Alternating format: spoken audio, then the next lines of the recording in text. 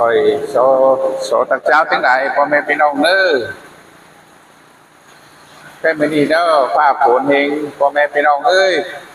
ก็พ่อแม่พี่น้องดูร้านบ้านเพื่อนกับป้าฝนเนี่ยcứ khỏi nó khỏi dù có mấy nhá bản nắp phay sáng mấy nhá tỉnh điện biển đi phun cho phun vào con em phía nào ơi phun mến mưa mến cơn đeo nằm tê hê thì nhìn phía nông ba rồi nông ma đeo nhìn nằm nông ma é đeo nó mà khỏi nó cờ mau rủ làn thế là cái đấy pha phun nhớ cái ế ưỡn khỏi hết cái này khỏi đó lưu lươn nó việt là ăn thôi chứ giá đi ấy vậy ở phía nông thôiพ่อแม่พี่น้องเอ้ยพ่อแม่พี่น้องหายน้องดูหลานบ้านเพื่อนหรือเพิ่งดูหลานนะผน้อยก็แทงกินยาดีไอนะพ่อแม่พี่น้องเอ้ยหรือไอประคัดเสืองเนื้อไอประคัดเสืองđược cáiไอยุ่นแต่ก่อนมาพ่อปล่อยเนื้อไม่ได้ถึงเจ้าหรือพ่อแม่พี่น้องก็เมาเรือสงครามคนเดียวยาดีไอนะถ้าว่าใครเกิดรอเม็ดโดนยึดเตือนนี่นะใครยังยึดเตืออันนั้นเนี่ยเลยไปถอยเบสเจยึดอีน่ะนี่ดินี่พ่อแม่พี่น้องนี่อีเรายาดีไอถอยยึดเบนเทชื่อนำตาเตียนมาใช้เบสเจถอยชื่อนำตาเตียนมาใช้ถอยจังเจเขาเจ็บเป็ดเบือนนี่ถอยหาแค่หาพ่อแม่พี่น้องเนื้ออะไรน่ะเนื้อคนเมาเนื้อใครยังมีđã sàm tầm xí chỗ hồiพ่อแม่พี่น้องเฮ้ยchỗ giả đi ấy nèพ่อแม่พี่น้องđã cứ phải cứ bệnh viện ăn quán phải bệnh viện ăn là bất đi nó là má po khỏi phải bệnh viện nó sau mi raกินgiảm rồiมันbất đi hẳn đi tê sáng khai nàyพ่อแม่พี่น้องเอ้ยอันจะkhỏi đi hẳn luônดีมันก็พลาดนี่ก็ตายพลาดนี่ดีแต่โลดดีthôiกิน2-3โจ้นี่มันน่าดีหันเลยเป็นไอเป็นงาเป็นขึ้นยื้อเนี่ย10-20 ปีคนมาพ่อข่อยนะพ่อแม่พี่น้องเนอะมากินยานะข่อยเบิ้งก็ไปเบี่ยนไปช่วยถอนไม้คนไม่ดีในคนมาพ่อข่อยที่มันยาดีไอคนน้อยก็กินได้กินเยอะก็กินได้พ่อแม่พี่น้องเลยจะให้กินเนาะข่อยจะถ่ายน้องพี่น้องดูหลานบ้านเพื่อนข่อยกินก้อนเนาะพ่อแม่พี่น้องก็ไอ้ได้ปีได้เดือนได้ขี่สลาค้ายื้อเนี่ยหาเจอฟืดเนี่ยกินข้อแค่เดี๋ยวมาพ่อข่อยน้ำตาเทียนเจบ่หงตาโคเสียเด้อหัวเจก็น้ำตาเทียนเดี๋ยวมีเสือเดี๋ยวก็มาโจ้จ่าดักเบียดข่อยเสือนี่เอาโจ้เอาจ่ายสั่งเนี่ยพ่อแม่พี่น้องเนอะตาเบ้าพี่น้องกับผู้ในจ่ายนะพี่น้องผู้มีเบ้ากับผู้ตาข่อยเบ้าพี่น้องกับผู้มีจ่ายแล้วนี่นะมันเหี่ยมเองเจอมีเขาก็มีขายหนังลาดอันเนาะหนังลาดเพื่อนหลายมันเจอเฟียนจังมีขายถ้าว่าเขาพูดเรื่องเอาน้ำเกลือผู้แมน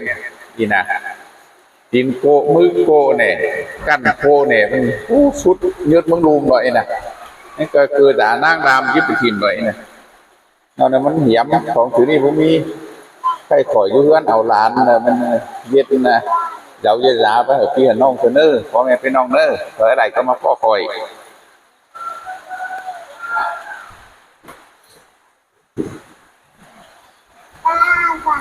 เบียการนั้นขามีเบียไปมีเบียเทียนโอ้พ่อแม่พี่น้องโอ้ป้ามันฝนเหยาน้องหลวงบ่นี่นะปุ๊บไปตั้งไหนก็ปุ๊บไปได้ผู้โตไปสอนปลาเลยทุกเหนำน้องมากินถอยรู้รู้หลานน่ะมัวนี่มัวฝนเยอะให้มิดวันเป็ดอีจังไดให้อีเด้หลาน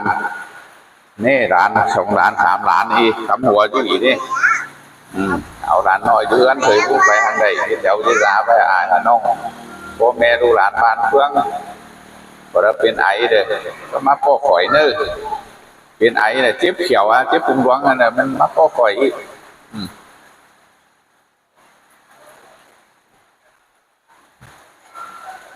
ไอ้ถึงเจ้าเรื่องสักผมเมาดูพี่น้องเมา2-3 คนเมาเลยข่อยหาตื้อเบิ้ลน่ะเจ้าครับเจ้าตัวเจ้าไอจะไอมาเดี๋ยวรู้ร้านเจ้าไอหาเจอโอเคหินสบานะกี่เจ้าเต้เช้าไปกินนั่นเต้ถึง3-4-50 คนเอาไปกินนั่นเช้าแค่เดียนมาเราข่อยแต่สบายดีเดียวแค่เดียวมีคนเนี่ยมันเอาไปรอนึงคุยว่าสบายโอ้จะดีแล้ว130เราไอเกิดว่าไออีแล้วหิ่งปากเรื่องไอน้อยนึงคุยถ้ามาเจ๊ไหนมาเอาโน่นมากินมื้อถูกจำบาสิข่อยจะให้จุ๋งไป2 มื้อดูฝ่าเอาไปนะgiá đi ấy thế bảo làm đó mà giá đi ấy nèพ่อแม่พี่น้องดูร้านพระก็ไปเบียนเสียก่อนไปเบียน2-3 เดือนดีจะค่อยมาโต้คอยไม่ชื่อเบี่ยวชื่อเก๋าชื่อตัวสังกัดอีน่ะพระมาขายดีโมดีตัวเจ้าเลยเจ้านั่นก็เอานั่นก็ว่าจ้างมานั่นนี่พ่อแม่พี่น้องเลยคอยว่ามันphải mau giáกูจังดีสิ้นนั่นคอยว่านี่พ่อแม่พี่น้องเลยเดี๋ยวหาดีดีโมดีตัวเจ้าหาไปขับไปเหินอยู่bảo tụ bảo kính rồi châu rồi mau khỏi nó mau nó khỏi có 3 hàng đi có nghĩa là khỏi biết bay sám xí chỗ nhớ đó ở phía nông rồi ở bay phong chậu nữa đi chậu há kín nữa đi để khỏi mi chỗ tôi đi đi chỗ nhớ tôi đi cái hở khi hàng nông rồi kín bay cái chỗ đi cho nó biết đâu cái này sợ mẹ cho mẹ sợ rồi hắn biết gì nè sợ mẹ đâu quay mới thứ thứ này con mẹพี่น้องđi phải đi ấy rồi khăn trái thanh khắp thanh hướng rồi thanh phải do chúc lòng ba mà ơi được phải rồi mắt có khỏi rồi nè nữa